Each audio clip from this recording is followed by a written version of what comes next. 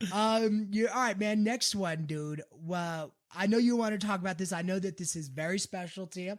I know that it's Oh, not the yeah. outcome that we wanted to bring up, but I know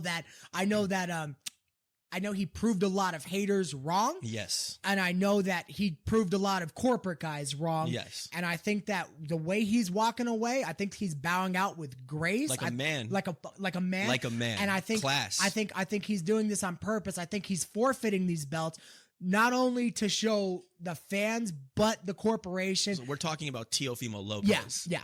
So Teofimo Lopez about a week or so ago fought Josh Taylor for the undisputed I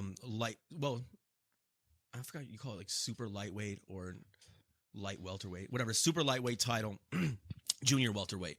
And Josh Taylor was the undisputed champion at the 140-pound weight class. He beat all the guys to collect all the belts. He never lost the belt in a fight. He like relinquished them because he had some things going on more or less. So he was still the guy to beat. So even though Teofimo doesn't have all the belts, technically he beat the guy that beat all the guys at that weight division. So he's still the lineal champ in my eyes.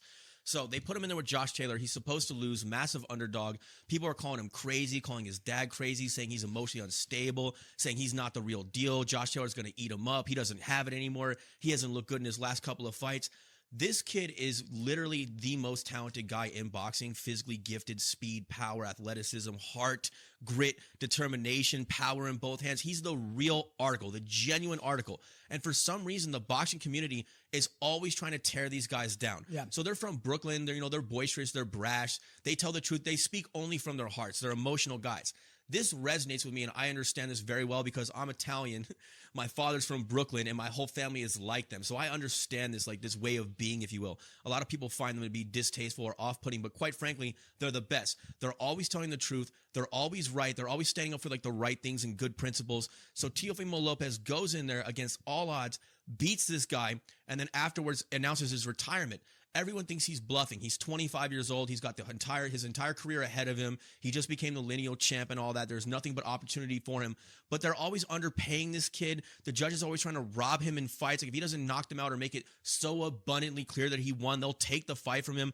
The promoters talk shit about him. He just gets treated like garbage across the board. And I don't understand why.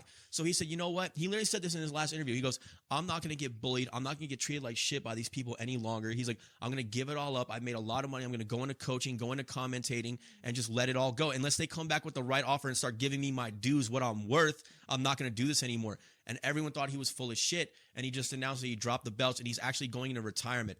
I think that he's right. I think he's telling the truth. I think he is going to do that unless they actually sharpen up and give him what he's worth. Why do they hate this kid so much? I don't understand. But let me just wrap this up with this. Shout out to Teofimo Lopez. You're a real one, man. I love watching you. I've loved your career the entire time. You and your father are outstanding.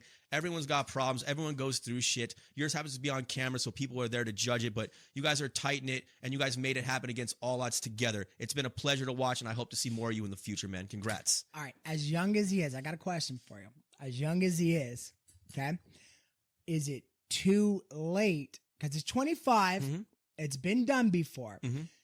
Is it too late to maybe now? He could go into bare knuckle boxing and probably be. There's a no monster. one that would beat him, dude. Come on, nobody. right? Nobody on earth will beat this kid. What about the other avenue? Maybe mixed martial arts. Why? Even if I don't know. Well, listen, I got Dude, it. If he's able to retire, I understand why put your body through anymore. Well, it's not just that. There's nothing to prove. It's not just that. It's like, but he wants to compete. It's right? not that his love is for boxing. He has stated this. He loves to box. Not that I'm saying he has to. No, he shouldn't have to.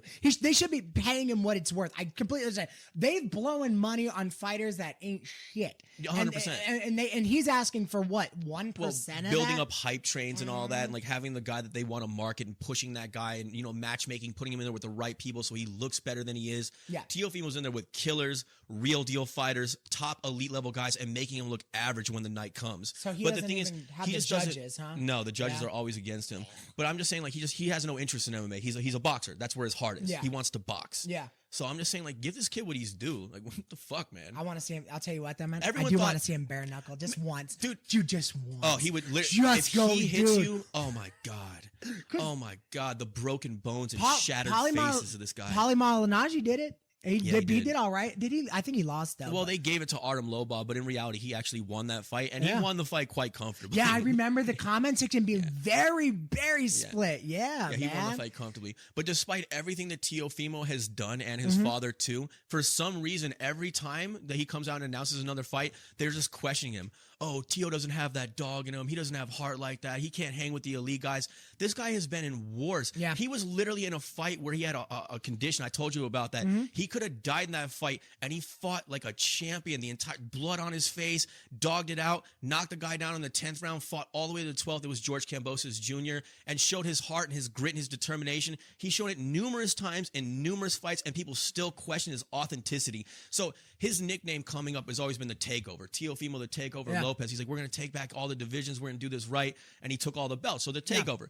But now that he's taken over, I think his new nickname, if he comes back to boxing, because he needs to get his accolades and give him what he deserves, it should be Teofimo the Real One Lopez. Yeah. He's the real deal, man. Stop questioning this guy. He's the genuine article. You know what, though? I think that those lighter weight guys never get the respect they deserve. That's not true at all. That's not true at all. Like Demetrius Johnson. Demetrius Johnson was MMA. That was a whole different thing. For some reason, he got swept under the rug. I don't know why. I mean, all right. But in the lighter weights, who's some of the bigger names in the lighter weights? I mean, today, I'm talking like Feather and like those guys, like Naoya Inoue, the monster, Japanese fighter. He's one of the best he's a pound for pound top 3 on the planet, and he's a featherweight. Is he a star though? Yeah, I mean, he's big. He's big. Stephen Fulton, Cold Hands Fulton. He's another one. He's gonna fight Inoue. What about name like a more historical one? Salvador Sanchez. Salvador Sanchez is one of the greatest legendary fighters of all time. Yeah.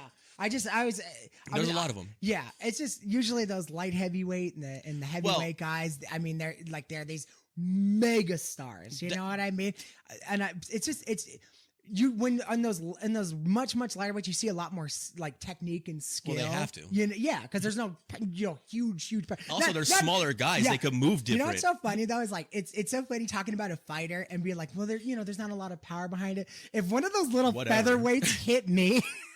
It just killed me. Yeah. But so but obviously when you're conditioned and trained like that's that, the thing, and they're you're going fighting to war, other professional warriors that could take those hits and stuff like that. But it's funny, like just like a guy on the couch just like he just doesn't have a lot of power, but he might murder somebody. Yeah. That's like they'll give Teofimo shit like, oh, he hasn't been knocking people out the way that he used to. It's like, yeah, he moved up the ranks. He's fighting the elite fighters on the planet. Those guys are elite, best of the best because they have the goods. They got chins, they got heart, they got determination, they got grit. If you're fighting the top tier guys, you're not going to look the same as when you were fighting lower tier guys. Obviously, it's not rocket science, and he's still rocking them, working them, outpacing them, doing damage. Like he's the best. Well, he's the best. There's no better way to leave than on top, though, man. You know what I mean? A lot of these fighters, they wait People way think too he's bluffing, long. and I don't think he is. If they don't come back to the table and offer that kid every inch of what he's worth and start treating him with respect, he's not coming back. Everyone thinks it's a bluff because a lot of boxers pull that move. And a lot of fighters do. Oh, it's the same thing that Tyson Fury is doing. It's the same thing that so-and-so is doing. No, he means it. And again, he's telling the truth right to the camera. People don't believe him. They think he's full of shit, and he's not lying. Yeah. And they're going to see it. A lot of people do that, though. I mean, how many farewell kiss tours have you seen? You know what I mean? Sure, but you have to have some kind of intuitive judgment and the ability to see like who's saying what and like what if they're saying the truth or not. Yeah. Like I understand a lot of people have done that, and it usually comes off fake because it usually is fake. Yeah. But when someone is actually real, is saying something real, you should be able to discern the difference. Have a little discernment. I could tell you this though. I think that all right, and this is the only thing that would like determine that saying that that's the truth or not. So he's 25. Mm-hmm. I think he's real emotional right now because he's not getting the respect he deserves. You know what I mean? I think that a 25-year-old guy, no matter how much money he's made, if he's asking for these big numbers, then it's obviously not the amount that he wanted to. And I think that taking yourself in the prime of your life, like when you're at your very best, I think in a month's time, he's going to go, am I letting this waste? Because he's going to have to question This is what everyone is saying. Everyone is saying this. I'm just telling you from like watching these guys and like hearing these speeches be made 1,000 times. This kid is not lying. If they don't treat him well and they don't give him what he deserves, he's going to go into other endeavors. He's going to become a coach and a commentator, and he will leave it all behind. I believe that. I genuinely believe it. How much? For the first time ever, I believe it. How much will it piss you off if he comes back 5 years from now? Kind of a shell of what he was. He ain't gonna do that. But hasn't been training like he was supposed to. Comes back and it's never gonna happen. No, never. No, I believe in this kid wholeheartedly. He's people think that he's like crazy or dumb or something. It's because the way that he communicates. People don't understand people from Brooklyn. No, it's because people don't know how to listen anymore. It's like they look at the word choice and they break down each sentence and what he's saying. It's like, dude, can't you feel what he's communicating? I hear him when he's talking. I know what he's trying to say and what he's trying to convey. Even if the word choice isn't perfect all the time, I hear what he's trying to tell you. Yeah. And people don't do that anymore. People don't listen. They listen with their minds and not with their intuition. It's just not the same thing. It's just, dude, I want to show you some stuff of his. Yeah. I'm going to show you some stuff I got of his, some man. stuff you should read. Yeah, it's good. Remember the college guys? I got you some stuff you should read. Yeah. It's all creepy. Yeah. But yeah, so Teofimo was the man. I think we had Cheers. a hell of an episode.